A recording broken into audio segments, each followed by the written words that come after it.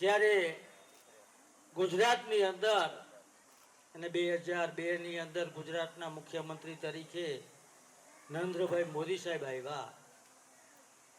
મોદી સાહેબે એક ગામડું અને ગામડામાં વસતી નાના છેવાડાના લોકો, ખેડૂતો હોય, મજૂરી કરતો વર્ગ હોય, તમામની ચિંતા કરીને અનેક પ્રકારની યોજના લાવ્યા. આવી હરેક ગામોની અંદર વાસ્મો થકી, પાણી પુરવઠાના યોજના થકી અને હવે આપણને નર્મદાનું પાણી મળવા માંડ્યું છે. ત્યારે દરેક ગામની અંદર એક ઘરે બેઠા નળથી પાણી આવે છે.